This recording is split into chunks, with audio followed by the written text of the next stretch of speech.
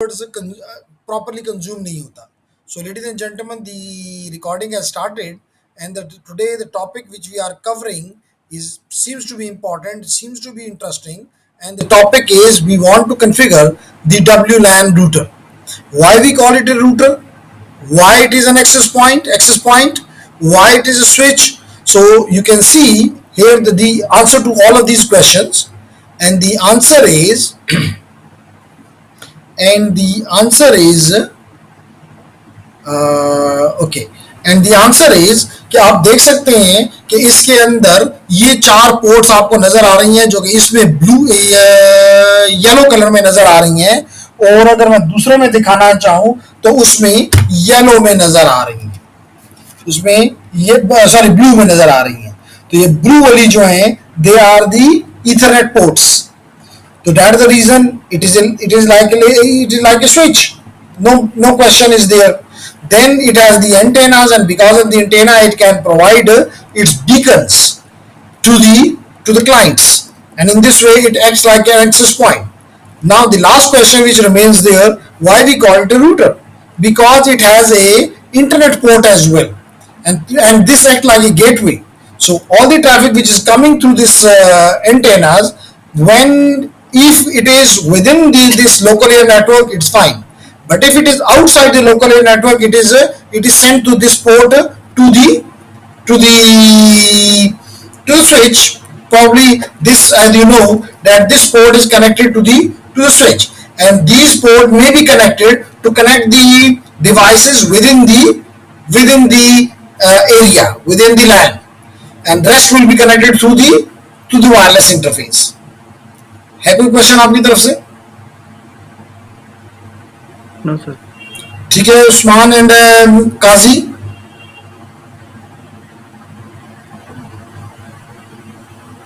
Okay seems okay, चले ठीक है.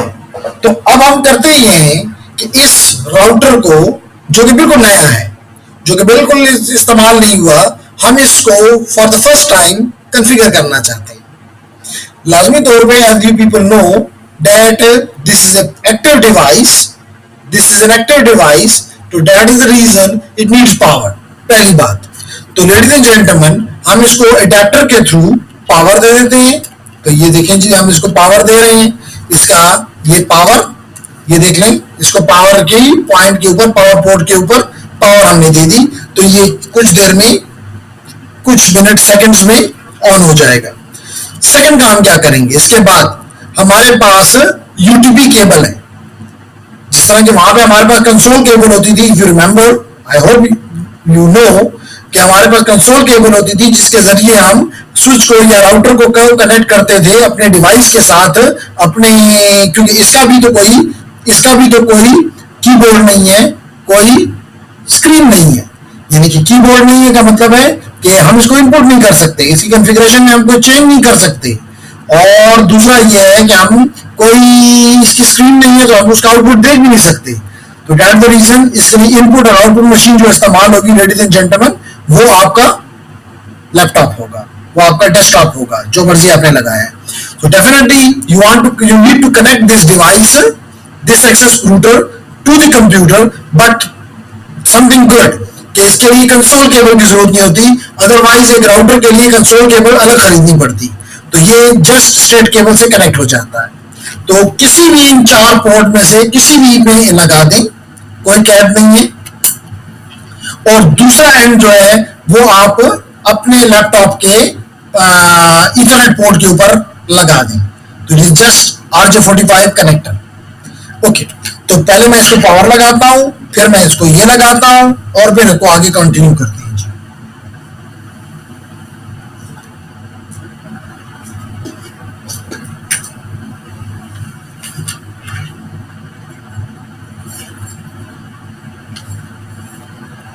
जी, तो लेडीज एंड जेंटलमैन,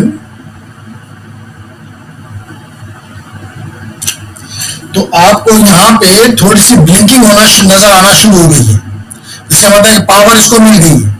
एक चीज और बताता चलूं, इसलिए इस डिवाइस को कभी भी ओपन नहीं छोड़ना चाहिए. ओपन का मतलब ये है, ओपन का मतलब ये है कि किसी टेबल पे ना रख दें। नॉर्मली लोगों ने टेबल पे रख दिए होते हैं, क्योंकि इसमें एक स्पेशल बटन है जो कि आपको ये हर हर हर में होता है। इसमें खास बात मैं नहीं कर रहा। अगर मैं ये केबल हटा दूं फॉर अ टाइम बीइंग, तो ये आपको एक छोटा सा ब्लैक का बटन नजर आ रहा है।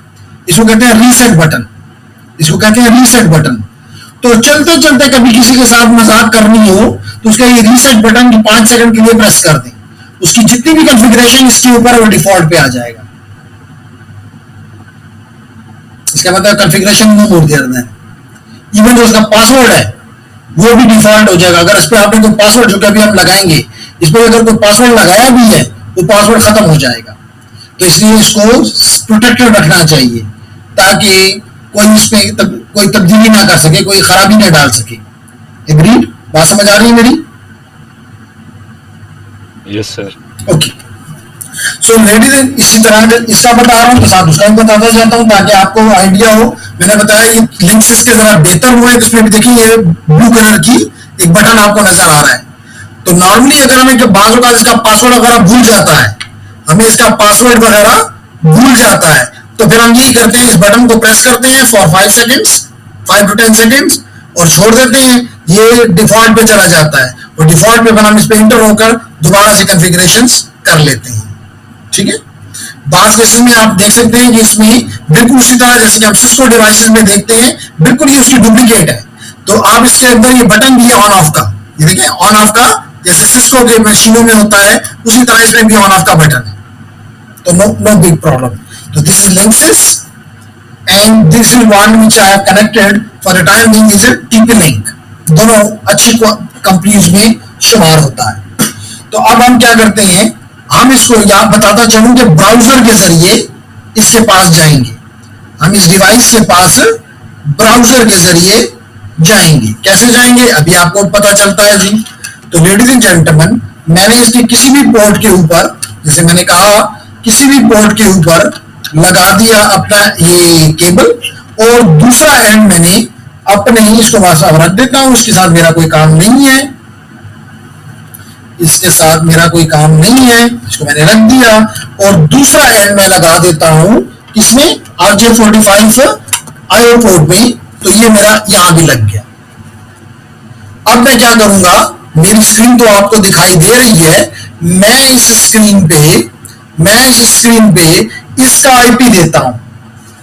मोस्टली या तो 192.168.0.1 होता है या 1.1 होता है, लेकिन फिर भी अगर आपको ना पता हो तो आप इसके साथ इसकी डॉक्यूमेंटेशन आती है, उस डॉक्यूमेंटेशन में जिसमें लिखा है क्विक इंस्टॉलेशन गाइड, इसको पढ़ के आप देख सकते हैं कि इसका डिफॉल्ट IP क्या है, इस मशीन का डिफॉल्ट IP क्या है। तो मैं ट्राई मारता हूं जी, मोस्टली 192.168.1.1 होता है, आपको स्क्रीन पे दिखाई दे रहा है। मैं इंटर करता हूं,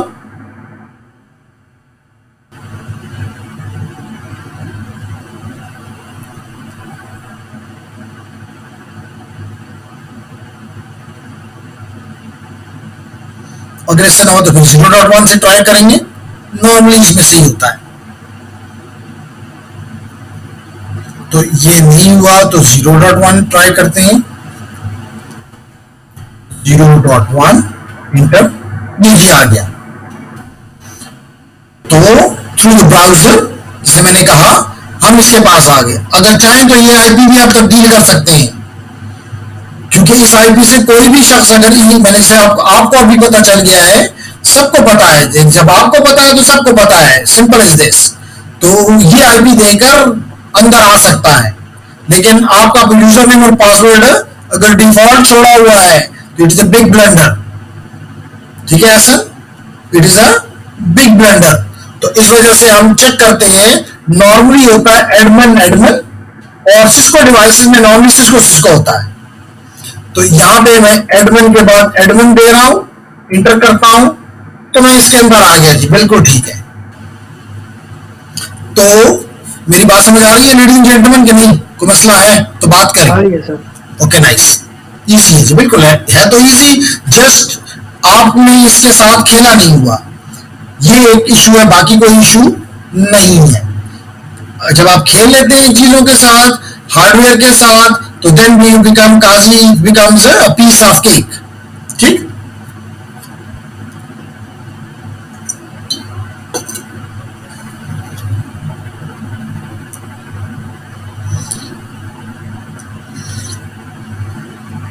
ओके जी, तो आप यहां पे देख सकते हैं कि इसका फर्मवेयर का वर्जन ये है।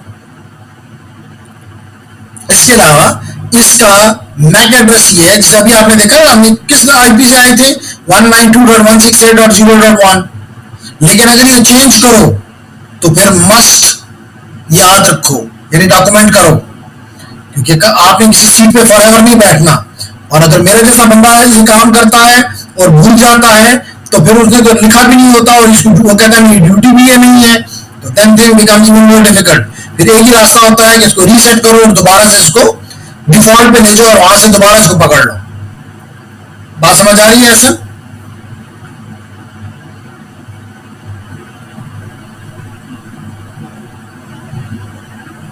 ओके, अगर मेरी बात समझ आ रही है तो ये बता रहा है कि इसका आईपी ये है, इसका सबनेट ये है।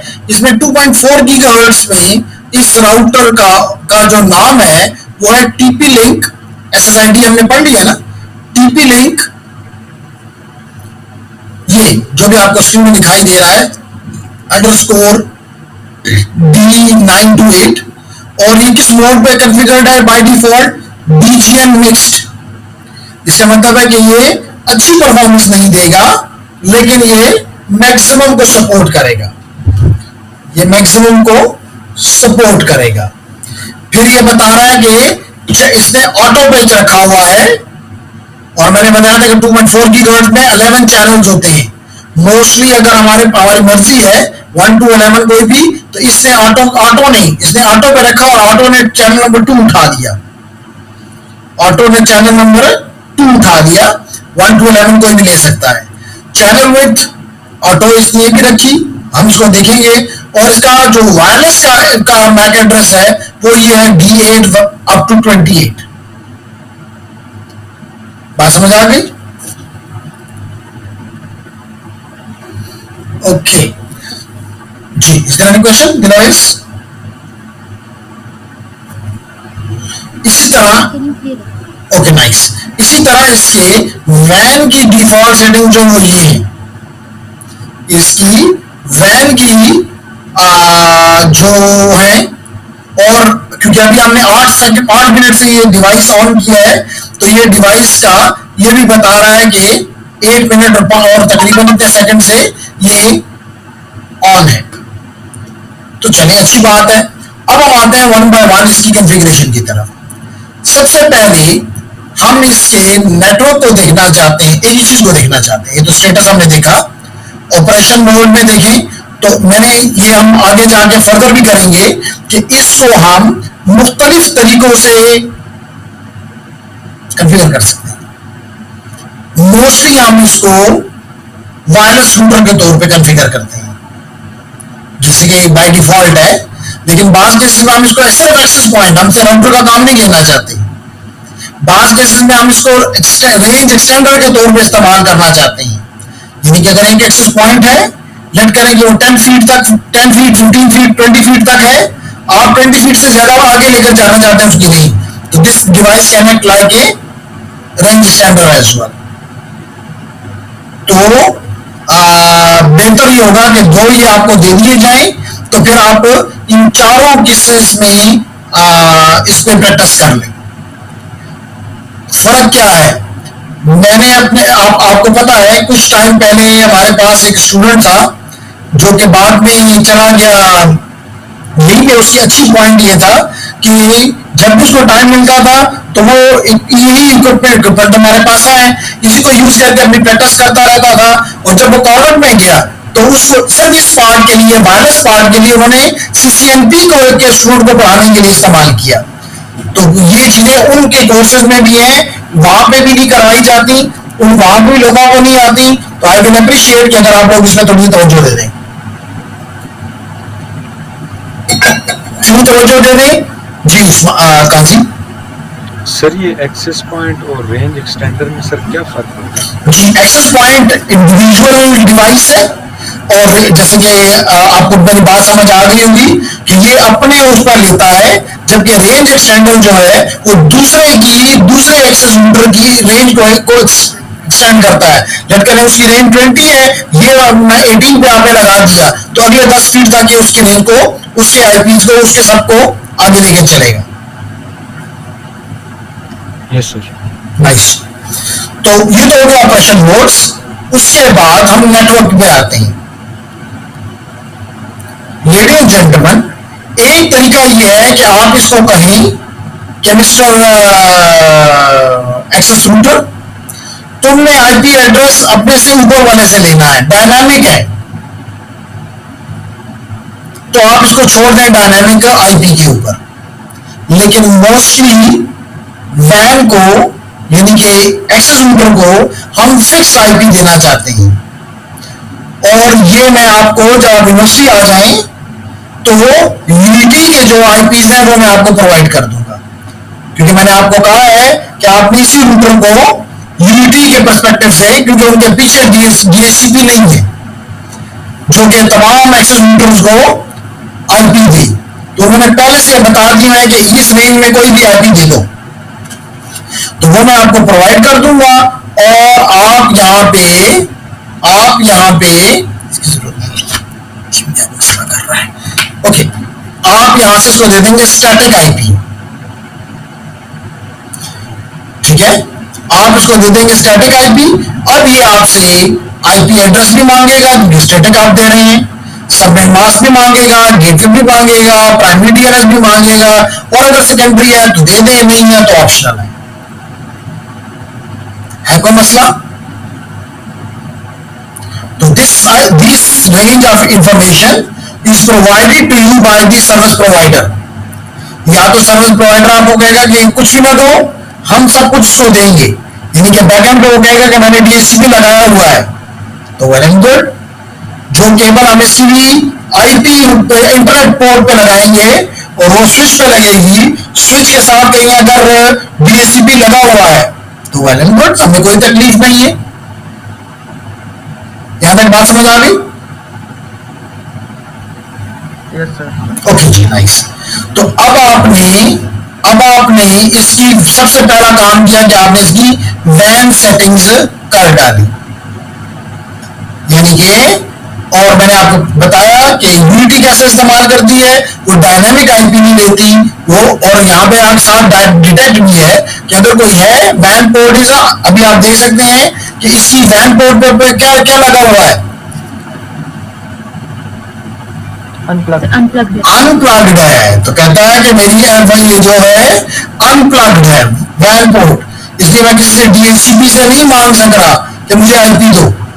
तो अगर आपको आपका प्रोवाइडर बताता है कि इट इज डायनामिक, तो फिर वेल एंड गुड, बस ये काम ये खुद ही आईपी ले लेगा, और लाजमी तौर पर फिर ये कुछ देर के बाद ये रिन्यू भी होगा, फिर ये रिलीज भी होगा, सब कुछ होगा। लेकिन मैंने जैसे आपको बताया कि यूनिटी के पर्सपेक्टिव से अगर आप देखें तो इट इज दिस, तो you will give this all of this here. ये बात भी क्लियर हो गई। फिर हम नेक्स्ट चीज जो हमारे लिए इंपॉर्टेंट है, दैट इज दी वायरलेस। तो वायरलेस में जैसा कि मैंने आपको बताया था कि आपने इसको वायरलेस को अगर आप डिसेबल कर दें, इसका मतलब ये नहीं है कि आपने बीकन को डिसेबल किया है, इसका मतलब है कि वायरलेस का बिल्कुल वायरलेस बीकन को डिसेबल करना, और वहां भी बीकन डिसेबल नहीं होती, एसएसआईडी डिसेबल होता है, बीकन फिर भी जाता है लेकिन उसमें एसएसआईडी नहीं भेजी जा रही होती। बात समझ आ रही है? तो लेडीज एंड जेंटलमैन, आप अपनी इसको अगर डिसेबल कर दें तो बस यही हमने पढ़ा था, या अगर आपको याद हो कि अगर आप कॉन्फ़िगरेशन में कोई गलती कर डालें, अगर आप कोई कॉन्फ़िगरेशन में गलती कर जाएं, वो बगैर किसी रीजन के हो सकती है, इंसान है। जैसे मिसाल के तौर पर अभी मैं आपको बताऊंगा कि लास्ट टाइम उस दिन मैंने फिर उस्मान से ये काम करवाया, उनको बताया कि मैंने जब आप लोगों को क्लास में पढ़ा रहा था, फिजिकल क्लास में पढ़ा रहा था, तो मैंने मैक फिल्टरिंग पे किया। और मजे की बात है, मैक फिल्टरिंग में मैंने उसे कहा कि उनको अलाउ करो जो कि तुम्हारी लिस्ट में है। क्या कहा मैंने उनको? काशी याद होगा, शायद आप उस क्लास में थे। मैंने जो रूटर लगा हुआ है जैसे उसमें एक्सेस रूटर में, यानी सिस्को लैब में, उसको मैंने कॉन्फ़िगरेशन के दौरान कहा कि आपने ये दोनों तरीके पढ़ लिए हैं, मैक फिल्टरिंग भी पढ़ ली है और आपने SSID क्लॉकिंग भी पढ़ ली हुई है, आपने ऑथेंटिकेशन ऑथराइजेशन भी पढ़ लिया हुआ है, आपने इंक्रिप्शन भी पढ़ लिया हुआ है। तो वो सारे कॉन्सेप्ट जो आपने पढ़ लिए हुए हैं वो आज आप देख रहे हैं कि जो वहां पे जो कुछ पढ़ा वो कोई अलग की कहानी नहीं थी, वो कोई झूठ नहीं था, रियलिटी है। तो आप अगर आप डिसेबल कर देते हैं इसको तो बस बात ही खत्म हुई, एक्सीलरेटर काम नहीं करेगा। लगा हुआ होगा, ऑन होगा, जैसे अभी आप देखिए आपको ऑन नजर आ रहा है, लाइटें ऑन है, देखने वाला कहेगा कि सब कुछ ठीक है, लेकिन ये एक्सीलरेटर डिसेबल है, वो काम नहीं करेगा। एज ए स्विच काम करेगा ना? कुछ एज स्विच काम करेगा, वायरलेस जो है वो खत्म हो जाएगा।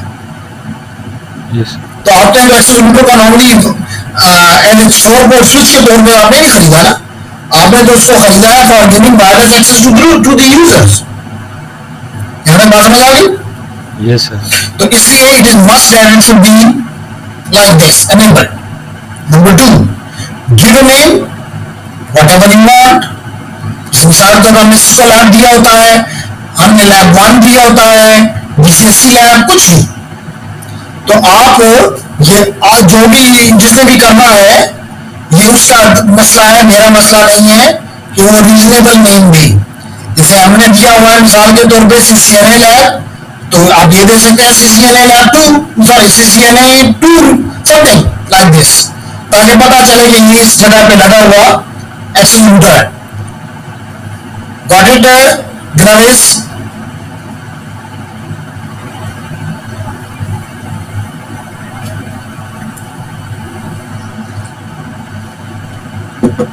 Probably she has left as well. No, she's here. Both are here. नहीं सर, मैं बोल रही हूँ क्लासमेट।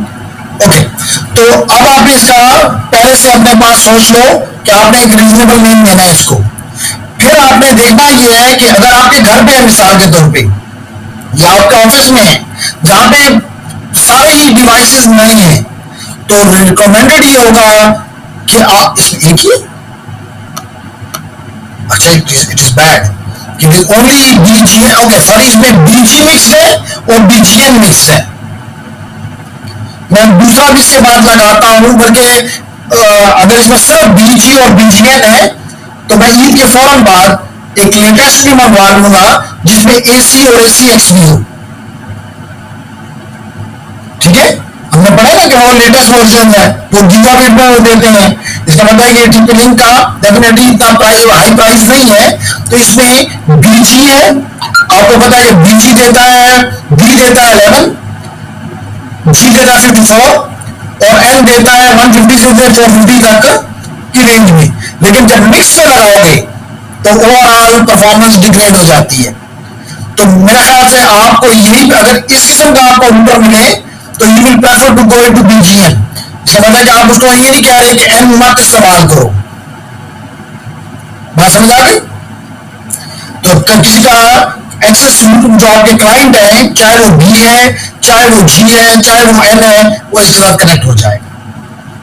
तो ये बात भी अच्छी हो गई। अब आप चैनल्स पे आ जाएं, तो इसमें ये आपके चैनल है, नॉर्मली हम ऑटो पे छोड़ देते हैं, लेकिन आपकी मर्जी, आप कहेंगे चैनल नंबर 1 चाहिए, चैनल नंबर 1 पे ट्रांसमिशन करो। इसका मतलब है 2.4 से लेकर 2.5 गीगाहर्ट्ज का जो पूरा रीजन है उसको इसने छोटे पीसेस में डिवाइड किया हुआ है, जिसको हम चैनल्स कहते हैं। जो कि हर चैनल दूसरे से, आपको याद होगा, 5 मेगाहर्ट्ज के फासले पे होता है और टोटल विड्थ एक चैनल की 22 मेगाहर्ट्ज होती है। ठीक है, याद आ रहा है ना? और यहाँ पे अगेन बेहतर यह है कि आप इसको, अगर आप ज्यादा चाहते हैं तो 40 दे दें, और अगर आप कम चाहते हैं तो 20 दे दें, अदरवाइज ऑटो दे दें। अगर क्योंकि यूजर ज्यादा हो जाए तो नो प्रॉब्लम। तो ये आपकी चॉइस पे है। मोस्टली लोग इस वैल्यूज ऑटो पे रख देते हैं, लेकिन ऑटो इज नेवर इस काम तो करेगा, शाबाशी तो मिलेगी, लेकिन डिसीजन अगर लेंगे तो that will be even more nice. तो मुझे याद कराएंगे, हम एक एक्सेस रूटर में दूसरे को भी चेक करता हूँ, तो अभी इसको भी लगा के चेक कर लेते हैं कि इसमें अगर और फिर एसी है तो इसमें भी वो 2017 के हैं, लेकिन जो हमारे पास एक्सेस वहां लगा हुआ है रूटर सिस्को लैब में, उसमें एसी भी है। तो वहां पे फिर डिफरेंट आपके पास चॉइसेस आ जाती हैं, just AC, just high level के, लो लेवल के, तो आप अपनी मर्जी के मुताबिक उसको चूज कर सकते हैं। लेकिन अगर आप पब्लिक स्पेस में हैं तो बेस्ट ऑप्शन ये कि मिक्स पे जाए। ओके, अब ये है एनेबल और डिसेबल का बटन। अगर आप इसको डिसेबल कर देते हैं तो अब ये अपनी SSID जो आपने रखी हुई है, TP लिंक ब्ला ब्ला, कोई चीज रीजनेबल नहीं है, लेकिन मिसाल के तौर पे आप इसको तब्दील करके सिस्को लैब कर दें, सिस्को एकेडमी कर दें, कुछ इस नाम का नाम दें, तो सिस्को एकेडमी आपने दे दी, सिस्को एकेडमी, और ये लेकिन नाम तो दे दिया, ये अपने अपने बीकन में इसको डालेगा नहीं। तो लेडीज एंड जेंटलमैन, ये एक किस्म का मैंने आपको बताया है सिक्योरिटी का एक पुराना तरीका है। पुराना इसलिए कहता हूं कि हमने देख लिया हुआ है कि लास्ट क्लास में मुझसे किसी ने क्वेश्चन, आप में से किसी ने किया था कि अगर ये नहीं है तो फिर भी क्या कनेक्ट हो सकते हैं। तो मैंने आपको बता दिया था कि अगर आपके पास ये SSID और ये चीजें अवेलेबल हो, जो कि हम यूजर को पहले से, अगर हम इसको डिसेबल करते हैं तो यूजर को पहले से बता देते हैं अगर शरीफाना तरीका है, और अगर शरीफाना तरीका नहीं है तो हम ये चीजें कैप्चर भी कर सकते हैं। वंस कैप्चर कर लें फिर हम अपने, मेरे ख्याल से आपको याद भी होगा, और अगर याद नहीं है तो मैं भी याद करवा देता हूं, कोई मसला नहीं है, कि आप जाएंगे नेटवर्क सेटिंग्स में, आपको मेरी स्क्रीन पर दिखाई दे रहा होगा नेटवर्क एंड इंटरनेट सेटिंग्स। मैंने इसको क्लिक किया और मैं चला गया ladies and gentleman network and sharing centre में, नेटवर्क एंड शेयरिंग सेंटर में ये मैंने क्लिक किया, ये मेरे पास आ गया सेटअप न्यू कनेक्शन और नेटवर्क। इसको मैंने क्लिक किया, इसको मैंने कहा मैनुअली कनेक्ट रखा, मैंने तो ऑटोमेटिक तो नहीं हो रहा, मैनुअली करना है, तो manually connect to the network और नेक्स्ट करता हूं। देखिए जी, ये मांग रहा है मुझसे कि नेटवर्क का नाम क्या है वो दे दो, कौन सी सिक्योरिटी के टाइप पे इस्तेमाल करता है, मिसाल के तौर पे WEP, कोई ऑथेंटिकेशन नहीं है, ओपन है, या WEP है, या WPA2 है पर्सनल, या WPA2 है इंटरप्राइज, या ये इवन 802.1x है जो कि आपके इडियम में इस्तेमाल हो रहा है, और जो लेटेस्ट वर्जन आएंगे उनमें WPA3 और उसमें भी WPA3A2, 3 पर्सनल, इंटरप्राइज, ओपन, ये सारे हैं। तो ये दो और कह दो स्टार्ट दिस कनेक्शन ऑटोमेटिकली और नेक्स्ट कर जाओ। बस आपके यहाँ पे एक अदर जो भी यहाँ पे आपने SSID यहाँ पे दी वो आपको यहाँ पे नजर आना शुरू हो जाएगा, जैसे अभी आपको यहाँ पे हवावे UTP नजर आ रहा है। तो इस वजह से ये उन लोगों के लिए, जैसे मुझे याद पड़ता है कि शायद इसमें कोई कमेंट दिया था SM ने कि ये कुछ इस तरह है कि पता नहीं ताला खुला हुआ और समथिंग लाइक दिस, तो ये कोई इतना स्ट्रॉन्ग मेथड हरगिज नहीं है। बात समझ आ रही है? हाँ, ये काम मजेदार होगा कि जब हम ये चीजें इसके पकड़, इसके मुख्तलिफ तरीके हैं। लाजमी तौर पर जैसे आपने ये चीज भेजी, आपको ये चीज अलाउ होती थी ना, तो आपने भेज दी, आपको एडमिनिस्ट्रेटर ने किसी को तो देगा ना, तो एडमिनिस्ट्रेटर ने करेंगे ये 4 चीजें आपको बता दी है, काजी अब्बास को बता दी है। काजी अब्बास जब भी कनेक्ट होगा इसके साथ, एक्सेस रूटर के साथ, तो मैं एयर से उसकी ये सारी चीजें पकड़ लूंगा, अभी मैं भी यूज करूंगा उसको, क्योंकि तो आपको पता है प्री शेयर की है, यहाँ तो कोई इंटरप्राइज नहीं है, तो हमने हमें इसमें अंडों के अगर हम देखें, उधर हम जाके देखते हैं, तो ये एक बड़ा आसान तरीका है कि हम बगैर किसी की मदद के हम कनेक्ट हो सकते हैं। तो अपने उसमें डाल दीजिएगा ये मेथड भी, जो कि यहाँ पे नहीं लिखा हुआ। तो ये तो हो गया जेंटलमैन आपका कि आपने इसकी वायरलेस सेटिंग्स कैसे की। उसके बाद हम आते हैं इसकी वायरलेस सिक्योरिटी के ऊपर। तो हमारा पासवर्ड खत्म हो गया है, हम दोबारा दे देते हैं एडमिन उसको चेंज भी करना है। हम दोबारा यहाँ पे आ गए, हम दोबारा वायरलेस पे चले गए, हम वायरलेस सिक्योरिटी पे आ गए। तो देखें लेडीज एंड जेंटलमैन, वो ये कह रहा है जी, कहता है कि WPA security, WPA2 enterprise authentication and TKIP जो था वो WPA में है, और WPA2 में इंक्रिप्शन के लिए AES है। I hope you remember. तो ये वो कह रहा है कि TKIP encryption are not supported with WPS enabled. For network security, it is strongly recommended to enable wireless security and select WPA2 AES encryption. तो आपको कह रहा है कि या तो आप कर दें डिसेबल वायरलेस सिक्योरिटी, किसी सिक्योरिटी की मुझे जरूरत नहीं है, बहुत खुशी की बात है। लेकिन अगर आप समझदार हैं तो आप हमेशा कहेंगे नहीं जी मुझे WPA2 या WPA चाहिए। यहां से आप अपने लिए मर्जी के मुताबिक WPA2 PSK which is प्रीशियड की या WPA PSK चूज कर लेंगे। तो आजकल के जमाने के मुताबिक you must choose WPA2 PSK, and if you are choosing WPA2 PSK, it uses encryption method which is called AES, Advanced Encryption Standard, which is the modern and more secure system considered. उसके बाद आपने तो password रखा होता है ना, जैसे मिसाल के तौर पे हम जब सिस्को लैब में आते हैं तो हम देते हैं माई सिस्को लैब, तो आप यहां पे वो सिस्को लैब को माई सिस्को लैब कर देंगे। इसको का इसका बाय डिफॉल्ट है 78739451। तो must change it and make it for example, अगर आपने इसका नाम रखा हुआ है माई सिस्को एकेडमी तो माई सिस्को एकेडमी का कुछ भी कर दे, वो दैट योर मसला, जो भी इसको वो कर रहा है, इसमें मेरा कोई काम नहीं है।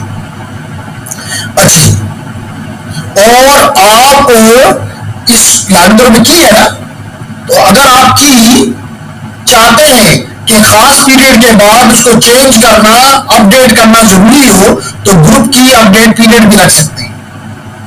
ये फीचर नहीं मैंने देखा है, नॉर्मली ये फीचर नहीं होता।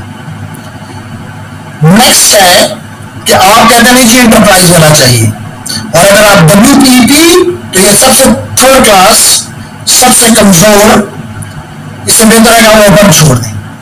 चलो ओपन तो बिल्कुल सबके लिए ओपन हो जाएगा, WP कम से कम जाहिलों के लिए सिक्योर होगा, और जो जानते हैं वो इसको बड़ी आराम से ब्रेक कर लेंगे। तो इंशाल्लाह अपने वायरस के अपने साइबर सिक्योरिटी कोर्स में इन पे तो काफी काम करेंगे कि अगर और रियल में काम करेंगे कि हम डिवाइसेस पे WP लगा के और उसको तोड़ने की कोशिश करेंगे और तोड़ेंगे।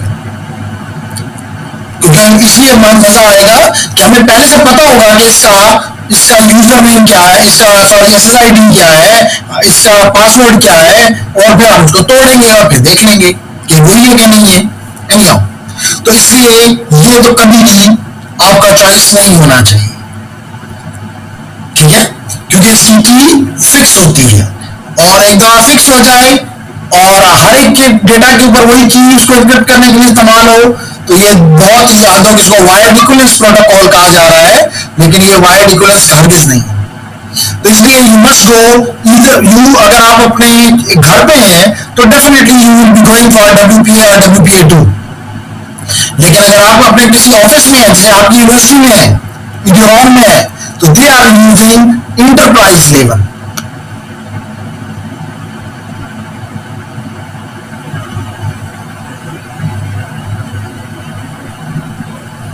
अच्छा, इसमें ये डिसेबल्ड है, इसमें ये डिसेबल्ड है, लेकिन मैं आपको जो दूसरा राउटर, ये राउटर मुझे पसंद नहीं आया, किसी लैब वगैरह में लगवा देंगे, आपके लिए नया राउटर मंगवा देंगे जिसमें ये सारी चीजें हों। और ये हमने वहां पे देखा है, वहां पे जो हमारे सिस्को लैब में लगा हुआ है उसमें सारी चीजें हैं, तो वो भी आपको उसी उसी तरह का या उससे बेहतर मंगवा दूंगा। तो अगेन इंक्रिप्शन है, क्योंकि अभी काम ही नहीं कर रहा, तो आपने यहाँ पे मकसद क्या है इसमें, इंटरप्राइज में और इस पर्सनल में फर्क क्या है? लेडीज एंड जेंटलमैन, यहाँ पे प्री शेयर्ड की है, ये इसका मेन डिफरेंस है। जबकि आपके इंटरप्राइज लेवल में क्या होता है कि कोई प्री शेयर्ड की नहीं होती। प्री शेयर्ड की यहाँ पे क्या है, ये 78739451। तो लेडीज एंड जेंटलमैन, यहां पे क्या होता है कि हर यूजर का अपना यूजर नेम और पासवर्ड, और वो यूजर नेम और पासवर्ड कहां पे स्टोर होगा? एक डेडिकेटेड सर्वर में। और सर्वर का क्या नाम होगा?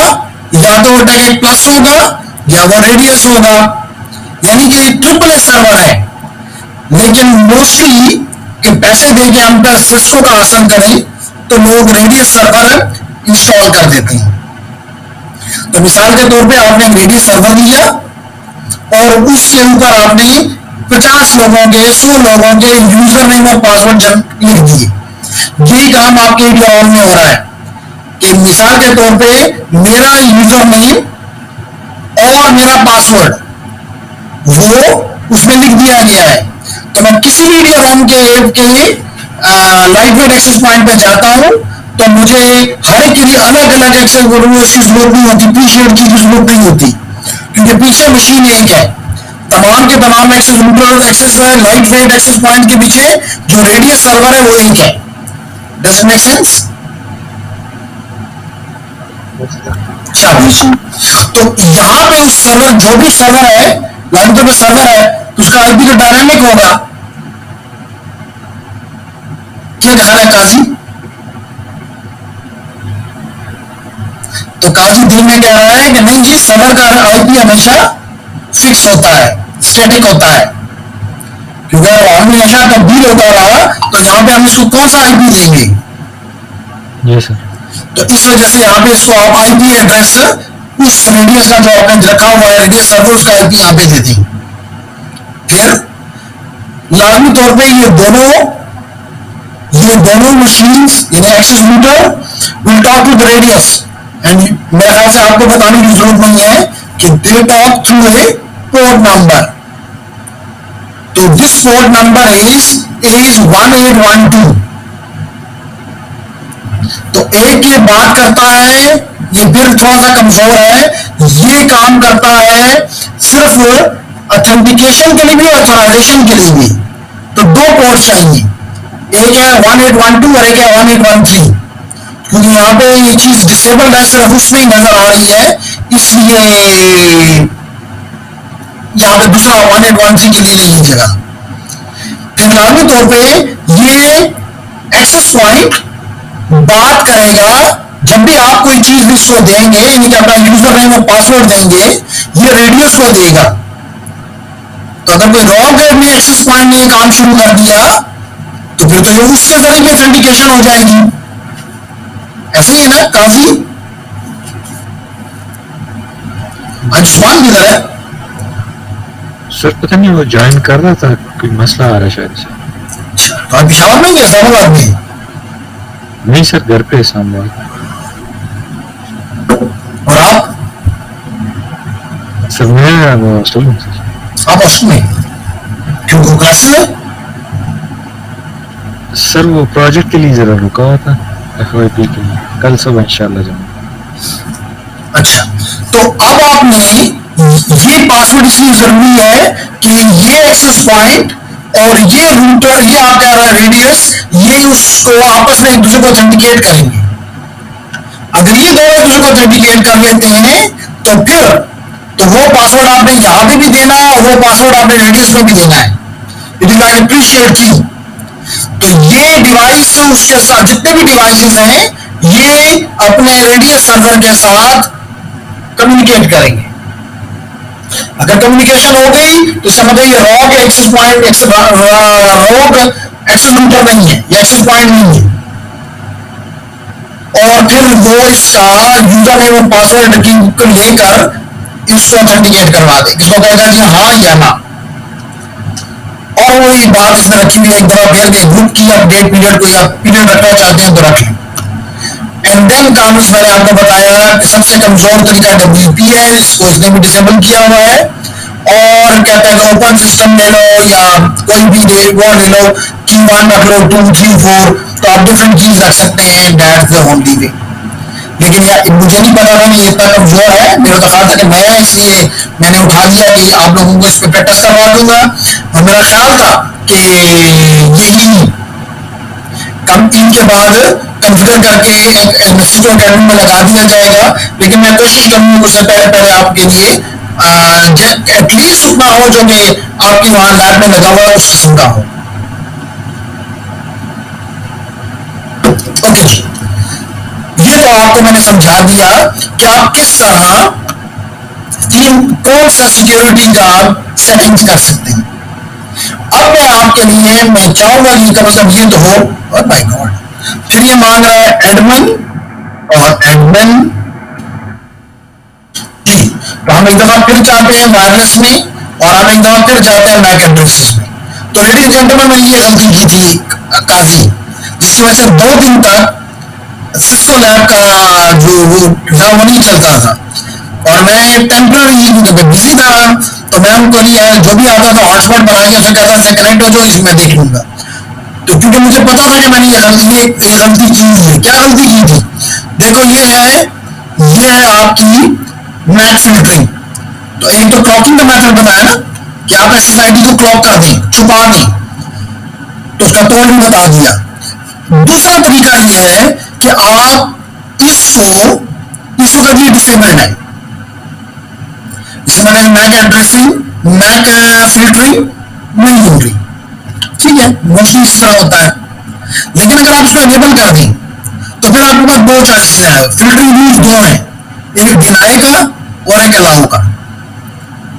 तो मिसाल के तौर पे आप डिनाई में जाते हैं और यहां पे ऐड न्यू करते जाएं, तो आप मिसाल के तौर पे आप कर लेते हैं। देखिए ये मांग रहा है मैक एड्रेस, डिस्क्रिप्शन और आप कहते हैं सेव कर लो, बस मैं सिंपल एक मैक एड्रेस दे दो।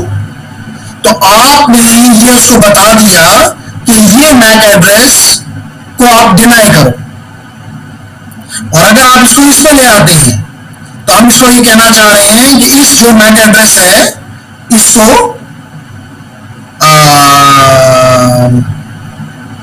अलाउ कर दो।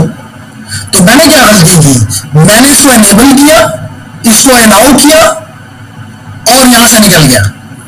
जब निकल गया तो लिस्ट में तो एक भी आईडी नहीं था, एक भी मैक एड्रेस नहीं था।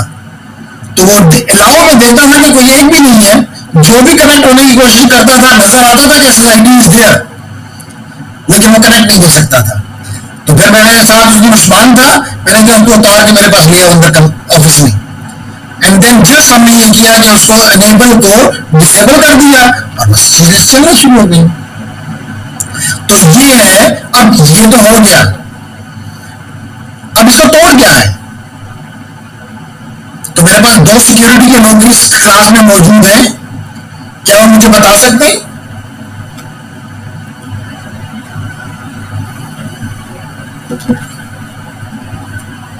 जी काजी आप बताना चाह रहे हैं? सर वो मैक एड्रेस मैक स्पूफिंग करके मैक स्पूफिंग करें, मैक स्पूफिंग करें, बिल्कुल ठीक कहा आपने। क्या करें? मैक स्पूफिंग करें। कैसे करें वो भी देखें। आप जाएं अपने डिवाइस मैनेजर में, फॉर एग्जांपल ये चीजें यहाँ पे नहीं है लेकिन आप लोगों के लिए अच्छा है, और मैं 2 सिक्योरिटी एक्सपर्ट से सुनना चाह रहा था। और आप अपने NIC उस कार्ड को देखें, NIC नेट डाटा कार्ड को, ये मैंने कार्ड ले लिया। इस वक्त मेरी मर्जी है कि मैं रियल टेक के इंटरनेट कार्ड पे करना चाहता हूँ स्पूफिंग या मैं वायरलेस कार्ड पे करना चाहता हूँ। तो इस वक्त मेरे लिए इंपॉर्टेंट है वायरलेस कार्ड। तो लेडीज एंड जेंटलमैन, मैं वायरलेस कार्ड को राइट क्लिक करता हूं और चला जाता हूं प्रॉपर्टीज में। वो प्रॉपर्टीज में चला जाता हूं एडवांस में और नेटवर्क एड्रेस यहां पे देकर यहां पे उसकी वैल्यू दे देता हूं। मिसाल के तौर पे अगर मैं ये अज्यूम कर लूं कि हॉस्टल में काशी को ने अपना मैक एड्रेस दिया हुआ है किसको, सीएमएस को। तो इस वजह से काशी जो है वो उस नेटवर्क से कनेक्ट हो सकता है, क्योंकि मेरे पास तो वो मैक एड्रेस नहीं है। तो मैं काशी से अगर वो मैक एड्रेस चोरी कर लूं और वो यहां डाल दूं 12 कैरेक्टर्स, तो फिर मैं भी कनेक्ट होऊंगा और काशी के नाम से ही कनेक्ट होऊंगा। बात समझ आ रही है? सिक्योरिटी पीपल, आपसे मुझे उम्मीद है कि आप जल्दी मुझे जवाब देंगे। बट सर ये कंफर्म, बोलो क्या कह रही? शाबाश, बोलो। ये तो जब तक हमें ये पता नहीं होगा कि आपने कौन सी मैक एड्रेस को अलाउ किया हुआ, तब तक तो हम ये काम करेंगे। जी बिल्कुल, वो भी एक पॉसिबिलिटी है कि हम, आपको पता है कि जब कोई चीज भेजी जाए तो आप उसके मैक टेबल से ही चीजें, ये मैक एड्रेस स्क्रिप्ट में मौजूद होते हैं, तो किया जा सकता है। लेकिन स्पूफिंग के पॉइंट ऑफ व्यू से अगर हम देखें तो वो हम सिक्योरिटी केस में ये उठा लेंगे। तो हमारे पास यहां हम ये अज्यूम कर ले कि हमें काशी खुद बता दी है कि जी मैं नहीं हूं, 3 दिन में हॉस्टल नहीं हूं, मेरा एक मैन इस्तेमाल करते रहो। ठीक है, तो मैक एड्रेस फाइंड करना वो एक अलग क्वेश्चन है। लेकिन अगर मैक एड्रेस हमारे पास है तो by using this method we can easily connect to the unity network. बात समझ आ गई? ठीक है सर। शाबाश शाबाश। तो ये 2 काम याद रखेंगे हमने करने हैं कि हम ये मैप भी फाइंड करेंगे अपने लिए। अब हम इतना बस कर लेंगे कि मैप हमें मिल जाए तो इजीली हम इसके जरिए यहाँ पे मिल सकते हैं। तो नाइस, तो ये भी हो गया। तो अब आपने सीख लिया कि मैप फिल्टरिंग किसे कहते हैं। ओके, इसके अलावा अगर हम देखें तो वायरलेस एडवांस में एक और ऑप्शन है जिसको कहते हैं ट्रांसमिट पावर। क्या मतलब इसका? अगर आपके 2 एक्सेस रूटर्स करीब, जैसे वेरी सिंपल, अगर आप, क्योंकि इस वक्त 2 लोग जो हैं अहमदाबाद से हैं और हम पिशावर, अगर अहमदाबाद भी छोटा शहर नहीं है, चले काशी से हरिपुर, यस सर। तो चले हरिपुर की एग्जाम्पल ले लेते हैं। काशी ने कभी ऑब्जर्व किए कि पिशावर में आपके मोबाइल, अगर मैं एज्यूम कर लूं कि आपकी टॉक टाइम सेम है, जो कि हम अच्छी फेयर असम्पशन यकीन कर सकते हैं कि अगर आप पिशावर में लेट करेंगे हर रोज आधा घंटा मोबाइल टॉक करते हैं तो हरिपुर में भी वो आधा घंटा ही करते होंगे, वहां को आपने 45 मिनट कर दिए। अगली कंडीशन है तो पिशावर में आपके मोबाइल की बैटरी ज्यादा चलती है एज कम्पेयर टू हरिपुर। कभी ऑब्जर्व किया? और स्पेशली अगर आप किसी गांव में हैं, हरिपुर के भी किसी गांव में है, तो फिर तो बड़ी आसानी से ये चीज आपने ऑब्जर्व की होगी। नहीं सर, ये नहीं किया तो करेक्ट करेंगे। देखिए कि जो गांव में अगर आप हैं तो आपका, आप और अगर आप भी दोनों में से अहमदाबाद से बाहर के इलाकों में आप रहते हैं तो वहां पे जल्दी आपकी जो बैटरी होती है वो खत्म हो जाती है। क्यों?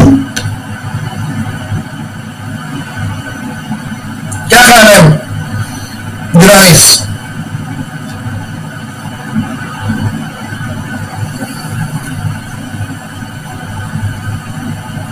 उससे कभी ऑब्जर्व भी नहीं किया, कभी फील भी नहीं ये चीज। कभी पिशावर में आओ, वहां भी फिर उसको बैटरी चार्ज करो, टॉक टाइम जो है इवन टॉक टाइम 0 कर दो, तो यू विल ऑब्जर्व कि अगर लेट करें वहां पे लेट करें 48 आवर्स चलती है तो यहां पे हो सकता है 46 आवर्स चले, डिपेंडिंग। क्यों? वजह यह है कि वहां पे आबादी कम है तो सेल का साइज बड़ा रखा गया हुआ है, यानी आपसे टावर दूर है तो आपको हाई पावर पे ट्रांसमिट करना पड़ता है। तो फिर वो हाई पावर कहां से आएगी? वो तो करेगा, वो तो बंडोडा से कनेक्टेड है, आप तो बैटरी से कनेक्टेड है, तो you take more time, you have to transmit at higher power. और जब आपको उसके करीब होते हैं तो आपको कम पावर देनी पड़ेगी टावर तक पहुंचने के लिए। तो इसी तरह अगर आप चाहते हैं कि आपके ये जो एक्सेस पॉइंट्स हैं वो करीब करीब है, तो बेहतर है कि आप अपनी पावर कम कर दें ताकि वो दोनों एक दूसरे की पावर को इंटरफेयर ना करें और यूं छोटे एरिया में ज्यादा यूजर्स इजीली बैठ सकेंगे। जैसे मिसाल के क्लासरूम में है, तो क्लासरूम में तो एकदम 40-50 बच्चा आके बैठ जाता है, तो हमें चाहिए कि हम लेस पावर रखें ताकि बस वो पावर इन्हीं 20-40 लोगों तक महदूद रहे। मेरी बात समझ आ रही है? ठीक है, दूर के लोगों को नहीं मिलेगा और हम चाहते भी नहीं कि दूर के लोगों को मिले। हम चाहते हैं कि उसका, क्योंकि अगर एक्सेस पॉइंट करीब है तो बस उससे वो कनेक्ट होना, तो यहां से आप उनकी पावर को फिट कर सकते हैं। तो मैं आपको ये कहूंगा कि जब आप उसके लिए बनाए तो पावर उसकी लो में रखें, या एक की लो कर दें, दोनों की लो कर दें, ताकि दोनों का एरिया कम हो जाए और वो उस कम एरिया में ज्यादा यूजर्स को सपोर्ट कर सकें। मेरी बात समझ आ रही है? Yes sir. ओके, फिर आपकी मर्जी है। बीकन इंटरवल नॉर्मली 40 से लेकर 1000 सेकंड्स तक होता है, आपकी मर्जी आप क्या रखना चाहते हैं। बाय डिफॉल्ट 100 है। फिर मैंने आपको आरटीएस और सीटीएस बताया हुआ है। आरटीएस थ्रेशोल्ड ये है 2 जो भी है, तो these are the some of the advance wireless settings. फिर आखिरी है वायरलेस स्टैटिस्टिक्स। नॉर्मली क्या है जी कि wireless station currently connected to, तो ये आपको ये बता देता है मिसाल के तौर पे जब कोई भी डिवाइस वो उसने कितने रिसीव पैकेट किए हैं, कितने सेंड किए हैं, तो ये स्टैटिस्टिक्स आपको बात केसेस में आपके लिए इंटरेस्टिंग हो सकती है एनालिसिस पॉइंट ऑफ व्यू से। फिर इसके बाद जो इंपॉर्टेंट चीज है वो डीएचसीपी। तो लेडीज एंड जेंटलमैन, आपने इसको डीएचसीपी सर्वर अनेबल रखना है कि डिसेबल रखना है। यानी कि अगर आप चाहते हैं कि नहीं तुमने आईपी नहीं देना, मे बी कोई और दे रहा है आईपी से, कोई और से बनाकर स्टैटिक है आईपी फॉर एग्जाम्पल, तो इस केस में फिर आप उसको डिसेबल कर दें, लेकिन मोस्टली हम उसको अनेबल पे रखते हैं। स्टार्टिंग आईपी दे दें, एंडिंग आईपी दे दें, ये भी हम आपको बताएंगे। यानी कि एक्सेस वहां पे आपने जो प्लान किया उसके मुताबिक, यानी कि अगर आपने पहले एक्सेस पॉइंट को चेक करोगे पहले कि वहां पे कौन से आईपी चल रहे हैं, यानी कि वहां भी वो आईपी हो और यहाँ भी वो आईपी हो, तो अगर आप वेट करें वहां पे 100 से 120 कर रखे हैं, तो यहाँ पे 121 से 140 कर रख लें। ठीक है, तो ये आपने रख दिया, तो आपकी मर्जी। और बाद केसेस में आप पहला रखते हैं और सिर्फ नंबर बताते हैं कि पहला आईपी ये है और अगले 30 है, तो खुद समझ आता है कि 100 से लेकर 130 तक मेरे लिए आईपी एड्रेसेस हैं। बात समझ आ रही है? यस नाइस जी। उसके बाद है ये लीज टाइम, तो मैं इसके साथ खेलता हूं, क्योंकि नॉर्मली तो ये हो तो सकता है 1 मिनट से लेकर 2880 मिनट तक। तो 2880 को 60 पे डिवाइड कर दो तो 288 डिवाइड बाई 6, तो तकरीबन 300 एज्यूम कर रहे हैं, 300 डिवाइडेड बाय 6, तो 50 आवर्स, तकरीबन 2 दिन। तो अब आप समझते हैं 2 दिन हम किसी को लीज टाइम क्यों दें, क्योंकि 2 दिन वो मेरे आईपीज अपने पास रखेगा। तो या तो भी मशीन किसी वजह से आप दुआ करेंगे, अल्लाह करेंगे बाबा आप इससे बिजली ले ले ताकि इससे जो उसकी मेमोरी में हुई है वो दूर हो जाए, और या आप टाइम कम रख दें। तो मैंने ये करता हूं कि मैं उसका टाइम कम रखता हूं, मैं उसका टाइम कम कर देता हूं, मिसाल के तौर पे 1 आवर कर देता हूं, क्योंकि मेरा अपना ख्याल ये होता है कि 1 घंटे के अंदर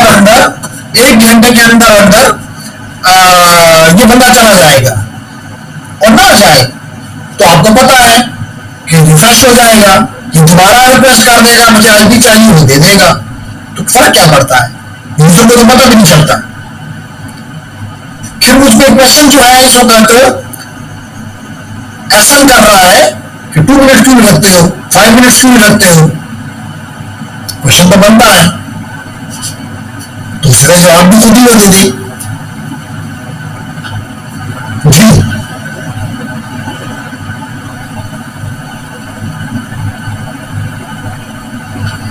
तो इसका जवाब ये है एसएन, इसका जवाब ये है कि अगर नेट का नाम 5 सेकंड 5 मिनट रख दिया, तो हर 5 मिनट के से पहले यानी 3 मिनट गुजरे होंगे तो दोबारा इसको रिक्वेस्ट करेगा मुझे आईपी दोबारा दो, ये उसको दे देगा। फिर 5 मिनट के बाद दोबारा दो। एक यूजर तो नहीं है, 50 यूजर है, मिसाल में 30 यूजर है, तो भाई यूजर के साथ इन कामों में लगा रहेगा, तो अपने असल काम से, अपने असल एसएस कंप्यूटर के काम से दूर हो जाएगा, तो परफॉर्मेंस वहां पर डिग्रेड हो जाएगी। बात समझ आ रही है?